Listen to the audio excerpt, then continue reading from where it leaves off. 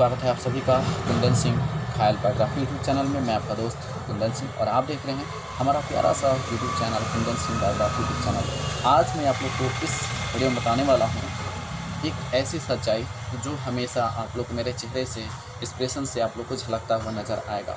जी हाँ दोस्तों, मैं आपको बताना चाहता हूँ कि बहुत सारे ऐसे लड़के होते हैं या बहुत सारे ऐसे नौजवान होते हैं, बहुत सारे ऐसे गार्जियन होते हैं, उनके चेहरे से कुछ ना कुछ ऐसी झलकती है, वो दिखता है कि उनकी गुणवत्ता निखर के आती है। तो मैं आपको बताना चाहता हूँ कि मेरी सोच कैसी है। आपको बताना चाहता हूँ कि मेरा जो सोच है हमेशा शांति पूर्वक का हिंसावादी रहा है, लेकिन कुछ घटना की वजह से मैं भी हिंसा के रूप में कहीं कहीं बहुत जगह पर वो ढल गया।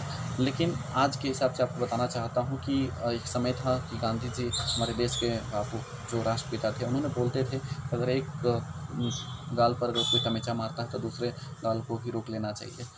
तो आज वो समय नहीं रहा है। आज क्या समय है कि जैसा को तैसा, जो जैसा कर रहा है उसके साथ वैसा ही आपको करना होगा, तभी आप इस जीवन में आगे बढ़ सकते हैं या फिर धरती पे चल सकते हैं।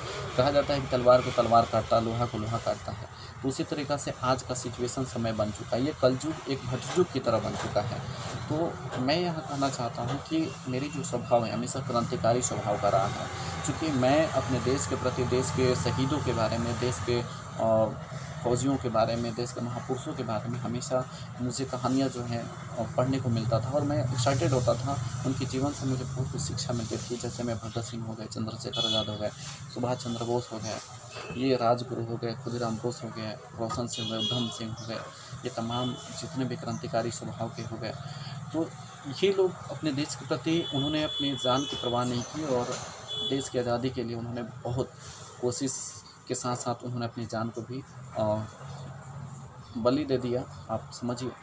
तो कहीं न कहीं मैं बताना चाहता हूँ कि जो भगत सिंह जो उन्होंने इनकलाब को देकर के अपनी फांसी पर लटक गए हँसते-हँसते, तो वो चाहते तो बहुत अच्छे खासे अंग्रेज़ों के साथ वो बहुत बड़ी अच्छे पोस्ट पर उनको मिल सकती थी और अच्छे परिवेश में रह सकते थे, लेकिन उन्होंने अपनी सुख को त्याग करके उन्होंने अपने देश की, अपनी भारत माता के लिए, उन्हें अपने देश के नौजवानों को जागरूक करने के लिए, देश को आज़ादी की लड़ाई करने के लिए उन्होंने अपने को फांसी पे लटका दिया और हँसते-हँसते मुस्कुराते, ताकि जो हमारे देश के नौजवान पीढ़ियाँ हैं जगें और जागरूक होकर के आगे कुछ करें। तो मैं भगत सिंह से काफ़ी एक्साइटेड हूँ और अगर मैं मानता हूँ महापुरुषों में सबसे ज़्यादा अगर मैं आइकन मानता हूँ तो मेरे आइकन भगत सिंह में हैं। और आप लोगों को भगत सिंह से कहानी रिलेटेड, उनकी सोच से रिलेटेड बहुत सारी ऐसी चीज़ें मैं आप लोगों को बताऊँगा।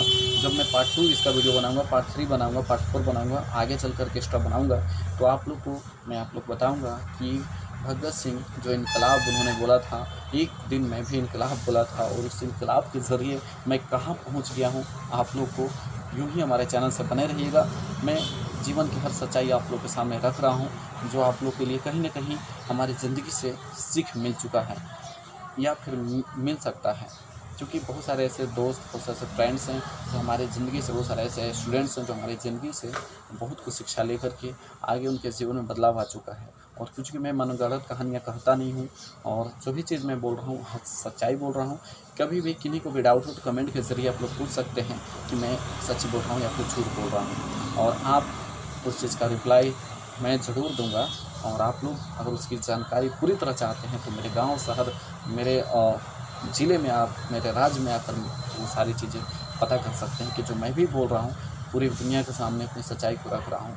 तो ये सारी चीज़ें सच्चाई है। धन्यवाद दोस्तों, जय हिंद।